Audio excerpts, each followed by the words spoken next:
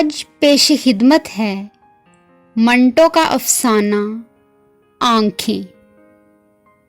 اس کے سارے جسم میں مجھے اس کی آنکھیں بہت پسند تھیں۔ یہ آنکھیں بالکل ایسی ہی تھیں جیسے اندھیری رات میں موٹر کار کی ہیڈ لائٹس، جن کو آدمی سب سے پہلے دیکھتا ہے۔ آپ یہ نہ سمجھیے گا کہ وہ بہت خوبصورت آنکھیں تھیں، ہرگز نہیں۔ میں خوبصورتی اور بدصورتی میں تمیز کر سکتا ہوں، لیکن معاف کیجیے گا، ان آنکھوں کے معاملے میں صرف اتنا ہی کہہ سکتا ہوں کہ وہ خوبصورت نہیں تھی، لیکن اس کے باوجود ان میں بے پناہ کشش تھی۔ میری اور ان آنکھوں کی ملاقات ایک اسپتال میں ہوئی۔ میں اس اسپتال کا نام آپ کو بتانا نہیں چاہتا، اس لیے کہ اس سے میرے افسانے کو کوئی فائدہ نہیں پہنچے گا۔ بس آپ یہی سمجھ لیجئے کہ ایک اسپتال تھا جس میں میرا ایک عزیز آپریشن کرانے کے بعد اپنی زندگی کی آخری سانس لے رہا تھا۔ یوں تو میں تیمارداری کا کاہل نہیں، مریضوں کے پاس جا کر ان کو دم دلاسا دینا مجھے نہیں آتا، لیکن اپنی بیوی کے پہم اصرار پر مجھے جانا پڑا اور اپنے مرنے والے عزیز کو اپنے خلوص اور محبت کا ثبوت دینا پڑا۔ یقین مانیے کہ مجھے سخت کوفت ہو رہی تھی۔ ہسپتال کے نام ہی سے مجھے نفرت ہے، معلوم نہیں کیوں۔ شاید اس لیے کہ ایک بار بمبئی میں اپنی بوڑھی ہمسائی کو، جس کی کلائی میں موچ آ گئی تھی، مجھے جے اسپتال لے جانا پڑا۔ وہاں کے ULT ڈپارٹمنٹ میں مجھے کم از کم 2.5 گھنٹے انتظار کرنا پڑا۔ وہاں میں جس آدمی سے بھی ملا، لوہے کی مانند سرد اور بے حس تھا۔ میں ان آنکھوں کا ذکر کر رہا تھا جو مجھے بے حد پسند تھی۔ پسند کا معاملہ انفرادی حیثیت رکھتا ہے۔ بہت ممکن ہے اگر آپ یہ آنکھیں دیکھتے تو آپ کے دل و دماغ میں کوئی رد عمل پیدا نہ ہوتا۔ یہ بھی ممکن ہے کہ آپ سے اگر ان کے بارے میں کوئی رائے طلب کی جاتی تو آپ کہہ دیتے نہایت واہیات آنکھیں ہیں۔ لیکن جب میں نے اس لڑکی کو دیکھا تو سب سے پہلے مجھے اس کی آنکھوں نے اپنی طرف متوجہ کیا۔ وہ برقع پہنے ہوئے تھی مگر نقاب اٹھا ہوا تھا۔ اس کے ہاتھ میں دوا کی بوتل تھی۔ وہ جنرل وارڈ کے برآمدے میں ایک چھوٹے سے لڑکے کے ساتھ چلی آ رہی تھی۔ میں نے اس کی طرف دیکھا تو اس کی آنکھوں میں جو بڑی تھی نہ چھوٹی، سیاہ تھی نہ بوری، نیلی تھی نہ سبز، ایک عجیب قسم کی چمک پیدا ہوئی۔ میرے قدم رک گئے، وہ بھی ٹھہر گئی۔ اس نے اپنے ساتھی لڑکے کا ہاتھ پکڑا اور بوکھلائی ہوئی آواز میں کہا، تم سے چلا نہیں جاتا؟ لڑکے نے اپنی کلائی چھڑائی اور تیزی سے کہا، چل تو رہا ہوں، تو اندھی ہے۔ میں نے یہ سنا تو اس لڑکی کی آنکھوں کی طرف دوبارہ دیکھا۔ اس کے سارے وجود میں صرف اس کی آنکھیں ہی تھی جو پسند آئی تھی۔ میں آگے بڑھا اور اس کے پاس پہنچ گیا۔ اس نے مجھے پلکیں نہ جھپکنے والی آنکھوں سے دیکھا اور پوچھا، ایکس رے کہاں کیا جاتا ہے؟ اتفاق کی بات ہے کہ ان دنوں ایکس رے ڈپارٹمنٹ میں میرا ایک دوست کام کر رہا تھا اور میں اسی سے ملنے کے لیے آیا تھا۔ میں نے اس لڑکی سے کہا، آؤ میں تمہیں لے چلتا ہوں، میں بھی ادھر ہی جا رہا ہوں۔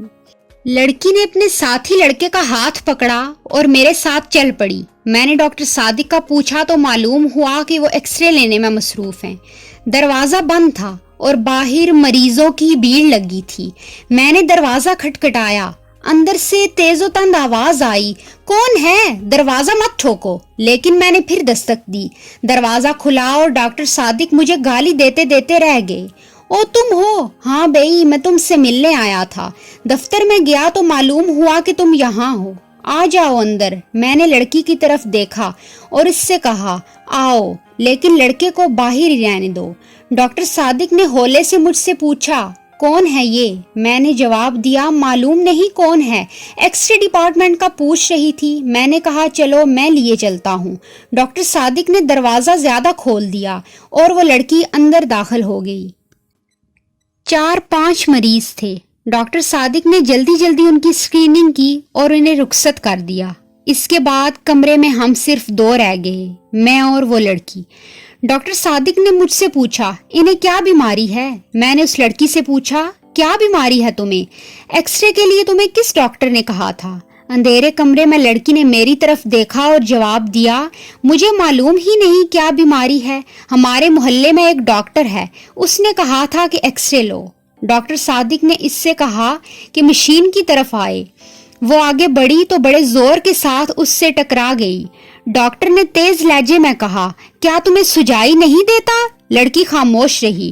ڈاکٹر نے اس کا برقع اتارا اور اسکرین کے پیچھے کھڑا کر دیا، پھر اس نے سوئچ آن کیا۔ میں نے شیشے میں دیکھا تو مجھے اس کی پسلیاں نظر آ رہی تھی، اس کا دل بھی ایک کونے میں کالے دھبے کی صورت میں دھڑک رہا تھا۔ ڈاکٹر صادق 5-6 منٹ تک اس کی پسلیوں اور ہڈیوں کو دیکھتا رہا۔ اس کے بعد لڑکی نے دوپٹے کو درست کیا اور برقع ڈھونڈنے لگی۔ برقع ایک کونے میں میز پر پڑا تھا۔ میں نے بڑھ کر اسے اٹھایا اور اس کے حوالے کر دیا۔ ڈاکٹر صادق نے رپورٹ لکھی اور اس سے پوچھا، تمہارا نام کیا ہے؟ لڑکی نے برقع اوڑھتے ہوئے جواب دیا، جی میرا نام حنیفہ ہے۔ حنیفہ۔ ڈاکٹر صادق نے اس کا نام پرچی پر لکھا اور اس کو دے دی۔ جاؤ یہ اپنے ڈاکٹر کو دکھانا۔ جب وہ باہر نکلی تو میں غیر ارادی طور پر اس کے پیچھے تھا، لیکن مجھے اس کا پوری طرح احساس تھا کہ ڈاکٹر صادق نے مجھے شک کی نظروں سے دیکھا تھا۔ اسے جہاں تک میں سمجھتا ہوں اس بات کا یقین تھا کہ اس لڑکی سے میرا تعلق ہے، حالانکہ جیسا آپ جانتے ہیں ایسا کوئی معاملہ نہیں تھا، سوائے اس کے کہ مجھے اس کی آنکھیں پسند آ گئی تھیں۔ میں اس کے پیچھے تھا۔ اس نے اپنے ساتھی لڑکے کی انگلی پکڑی ہوئی تھی۔ جب وہ تانگوں کے اڈے پر پہنچے تو میں نے حنیفہ سے پوچھا، تمہیں کہاں جانا ہے؟ اس نے ایک گلی کا نام لیا تو میں نے اس سے جھوٹ موٹ کہا، مجھے بھی ادھر ہی جانا ہے، میں تمہیں تمہارے گھر چھوڑ دوں گا۔ میں نے جب اس کا ہاتھ پکڑ کر تانگے میں بٹھایا تو مجھے محسوس ہوا کہ میری آنکھیں ایکس ریز کا شیشہ بن گئی ہیں۔ مجھے اس کا گوشت دکھائی نہیں دیتا تھا، صرف ڈھانچہ نظر آ رہا تھا، لیکن اس کی آنکھیں وہ بالکل ثابت و سالم تھی، جن میں بے پناہ کشش تھی۔ میرا جی چاہتا تھا کہ اس کے ساتھ بیٹھوں، لیکن یہ سوچ کر کہ کوئی دیکھ لے گا، میں نے اس کے ساتھی لڑکے کو اس کے ساتھ بٹھا دیا اور آپ اگلی نشست پر بیٹھ گیا۔ میں سعادت حسن منٹو ہوں۔ منٹو؟ یہ منٹو کیا ہوا؟ کشمیریوں کی ایک ذات ہے، ہم بھی کشمیری ہیں۔ اچھا، ہم کنگ وائس ہیں۔ میں نے مڑ کر اس سے کہا، یہ تو بہت اونچی ذات ہے۔ وہ مسکرائی اور اس کی آنکھیں اور زیادہ پرکشش ہو گئیں۔ میں نے اپنی زندگی میں بے شمار خوبصورت آنکھیں دیکھی تھی، لیکن وہ آنکھیں جو حنیفہ کے چہرے پر تھیں بے حد پرکشش تھی۔ معلوم نہیں ان میں کیا چیز تھی جو کشش کا باعث تھی۔ میں اس سے بیشتر عرض کر چکا تھا کہ وہ قطعاً خوبصورت نہیں تھی، لیکن اس کے باوجود میرے دل میں کھب رہی تھی۔ میں نے جسارت سے کام لیا اور اس کے بالوں کی ایک لٹ جو اس کے ماتھے پر لٹک رہی تھی، اس کی ایک آنکھ کو ڈانپ رہی تھی، انگلی سے اٹھایا اور اس کے سر پر چسپاں کر دی۔ اس نے برا نہ مانا۔ میں نے اور جسارت کی تو اس کا ہاتھ اپنے ہاتھ میں لے لیا۔ اس پر بھی اس نے کوئی مزاحمت نہ کی اور اپنی ساتھی لڑکے سے مخاطب ہوئی، تم میرا ہاتھ کیوں دبا رہے ہو؟ میں نے فوراً اس کا ہاتھ چھوڑ دیا اور لڑکے سے پوچھا، تمہارا مکان کہاں ہے؟ لڑکے نے ہاتھ کا اشارہ کیا، اس بازار میں۔ تانگے نے ادھر کا رخ کیا۔ بازار میں بہت بھیڑ تھی، ٹریفک بھی معمول سے زیادہ۔ تانگا رک کر چل رہا تھا۔ سڑک میں چونکہ گڑے تھے اس لیے زور کے دھچکے لگ رہے تھے۔ بار بار اس کا سر میرے کاندھوں سے ٹکراتا تھا اور جی چاہتا تھا کہ اس کی آنکھیں دیکھتا رہوں۔ تھوڑی دیر کے بعد ان کا گھر آیا۔ لڑکے نے تانگے والے سے رکنے کے لیے کہا۔ جب تانگا رکا تو وہ نیچے اترا۔ حنیفہ بیٹھی رہی۔ میں نے اس سے کہا، تمہارا گھر آ گیا ہے۔ حنیفہ نے مڑ کر میری طرف عجیب و غریب آنکھوں سے دیکھا۔ بدرو کہاں ہے؟ میں نے اس سے پوچھا، کون بدرو؟